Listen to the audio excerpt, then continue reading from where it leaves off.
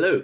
So I wanted to take a moment to go over the DBQ that you wrote yesterday. In general, what I'm going to look at is the topic itself of the prompt and just go through the documents just to kind of give you my take on what they're talking about.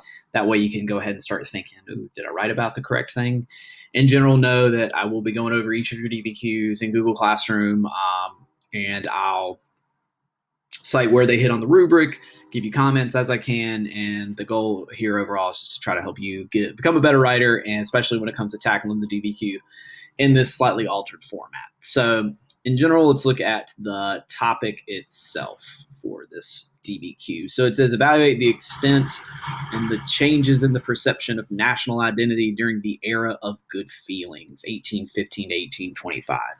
So when we're thinking about, if they give you the term era of good feelings, which should immediately help you to start thinking about the presidency of James Monroe.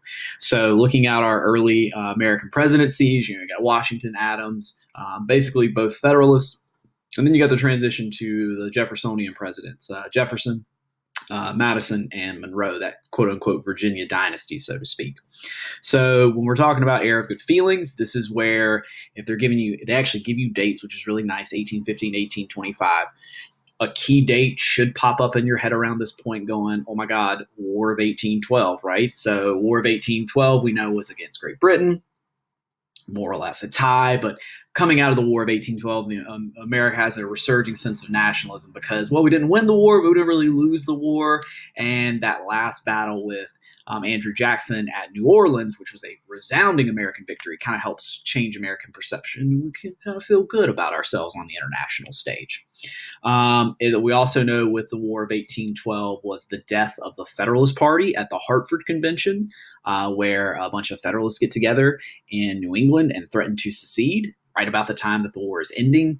And that's a really bad look for the Federalist Party. And so because of the Hartford Convention, Federalist Party's basically died out. And that's why we call it the era of good feelings in so many ways, because it does have literally one major political party there. The Democratic Republicans are pretty much the only game in town with the demise of the Federalists. Doesn't mean everything's hunky-dory, though. So let's look at some of these documents when they say changing perception of national identity. All right, the first one is John C. Calhoun speaking in February of 1817. He talks about one of the biggest issues being disunion. He mentions that whatever happens, we don't need to impede the intercourse of extremes. The center of the republic weakens the union. He wants to bind the republic together with a perfect system of roads and canals. I just like this term, let us conquer space. So we know that one of the biggest questions in Jefferson's presidency was, could he acquire all that land with the Louisiana Purchase? If you remember, that's in 1803. We've basically doubled the size of the United States overnight. With all that new land from the Louisiana Purchase, the question was, what do we do with those territories? Are they going to be able to be free states or slave states? How do they become states? A lot of that was settled with the Northwest Ordinance from the Articles of Confederation in terms of how to apply to statehood. But Calhoun here particularly is worried about disunion and wanting to make sure that the United States is able to bind itself. It's really interesting. This is Calhoun in 1817. Calhoun comes on the scene in the War of 1812 as one of those war hawks who's really fervent about asserting American nationalism against Great Britain. It's really funny because he's probably one of the biggest proponents of sexualism and discord leading up to the Civil War. But early on here in his time in the Senate, he's actually trying to keep America together, so to speak, which sounds really nice for him. All right, when he talks about a perfect system of roads and canals, some light should hopefully be going off in your head, and you're saying, okay, it's a little early for a strong railroad system, but you could see some railroads, but particularly think from a road standpoint, roads linking American states like Cumberland Road, like a national road. Think canals, Erie Canal being one of the biggest ones here. Be very comfortable with that.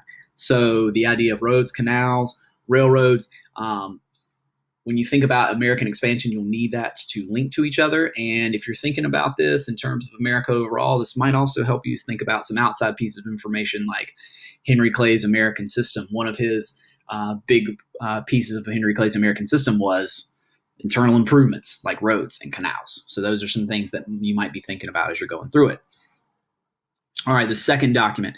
This is the 4th of July Center Square in Philadelphia, 1819. So if you're looking at date, it's about 7 years after the War of 1812 has begun. And in general, you can kind of see, all right, basically a big American party. 4th of July becomes like the first real American holiday in so many ways. So one of the things you want to look at is how this becomes such a big celebration. If you notice, you've got both military officers here shaking hands with and celebrating more or less with this civilian. So you see the interchange between military and civilian, the playoff, and probably celebrating some victory there. If you look, this is definitely George Washington. Remember, George Washington basically becomes a god to early Americans. And so here, about a little bit less than 50 years after America's independence from Great Britain, it's the idea to celebrate that. So this is a resurging sense of nationalism, and you can paint that in the perspective of after the War of 1812. So definitely keep that in mind with it. All right, this third one, if you're not very familiar with Supreme Court cases, there's a couple you want to be comfortable with. McCulloch versus Maryland isn't one I can't say that I stressed a ton in class. I was leaning hopefully on some of your gov and civics background, but in general, they tell you what the answer is here in McCulloch versus Maryland. This is why I like DBQs, because if you didn't know what McCulloch versus Maryland was, it actually tells you there. So question here, 1819, McCulloch versus Maryland. Does Congress have the power to incorporate a bank? The powers of the general government, it said, are delegated by the states who alone are truly sovereign and must be exercised in subordination to the states, who alone possess supreme dominion. It will be difficult to sustain this proposition.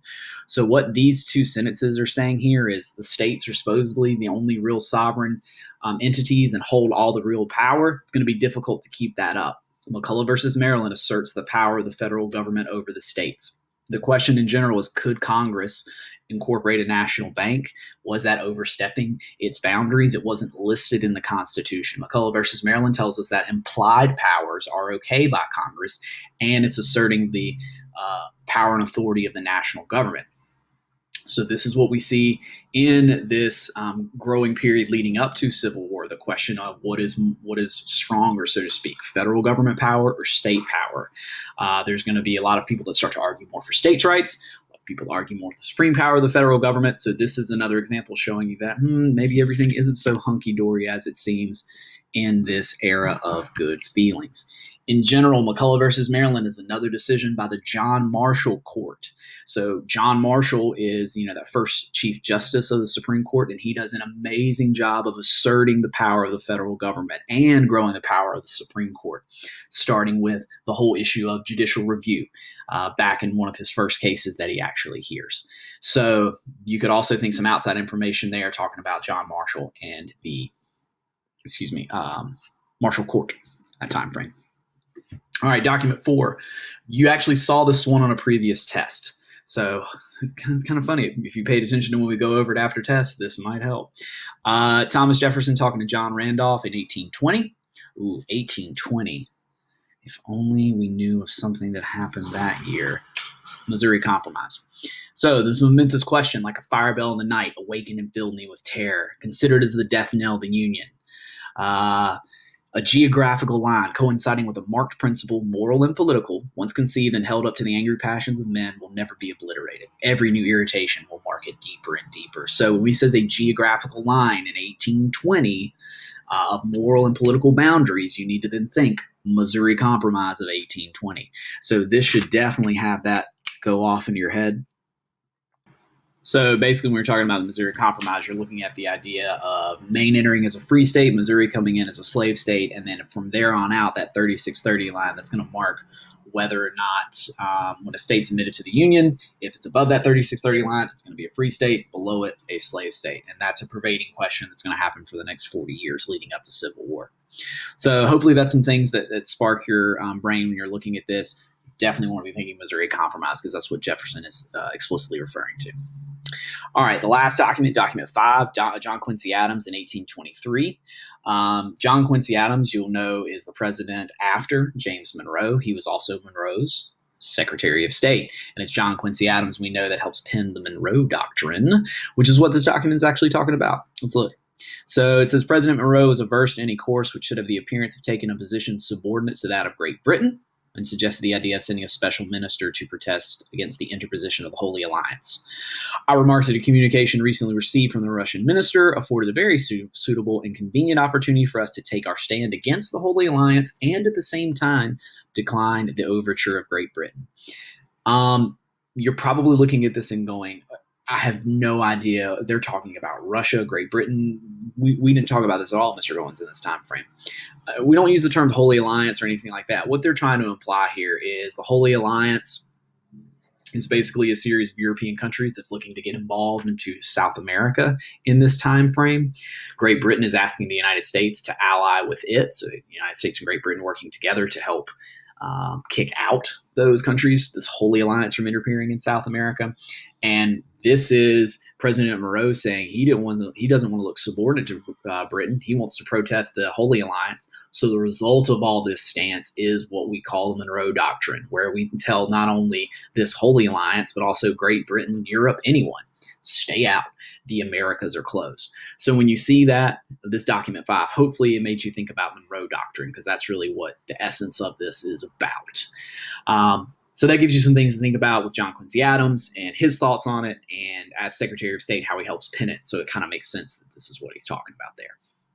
So I wanted just to kind of run through those documents with you over the next several days. I'll be reading your essays, scoring them according to the rubric, sending them back to you with my feedback.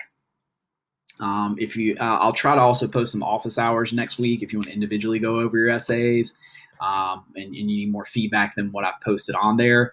Also, as we get closer to exam date, College Board is giving us more resources, sample essays, and examples about how you can access and turn in the AP exam. So we're going to help you guys get ready for that as much as we can too. Thanks. Have a good weekend.